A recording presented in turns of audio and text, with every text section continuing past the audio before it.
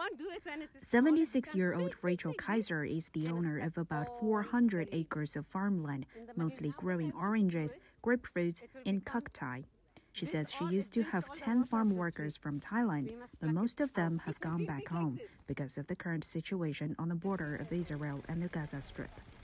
The senior farmer now relies on volunteers from different cities in Israel to help, but that's far from enough. A lot of work. Now, if we finish this plucking, it is not enough. Half a meter, we must cut all the leaves. A lot of work. It is not only to pluck.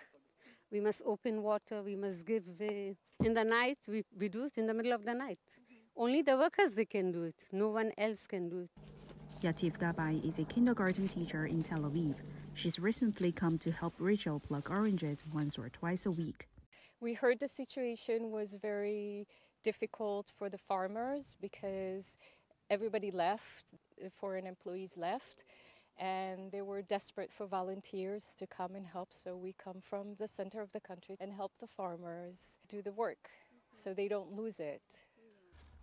34-year-old Adir Elihu, a third-generation farmer in his family, now worries his vegetables will be left to die in the fields.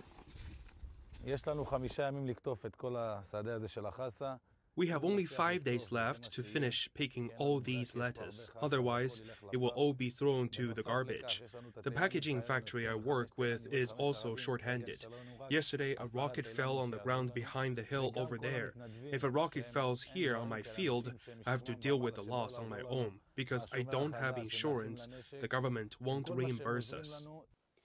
Israel has a highly developed agriculture industry, even though geographically speaking, half of its land area is desert. The country is a major exporter of fresh produce and a world leader in farming technologies. The Israel Farmers Association says about 75% of all the country's domestically grown vegetables come from the Gaza border area, along with 20% of the fruit and 6% of the milk. Israel's agriculture by the Gaza border relies heavily on foreign laborers, most of them from Thailand. Gazans, who work on a permit regime in Israel, were also a source of labor for the sector. Statistics show Israel issued 17,500 daily permits for Gazans to work in Israel before Hamas' attack on October the 7th, but now their permits have been revoked.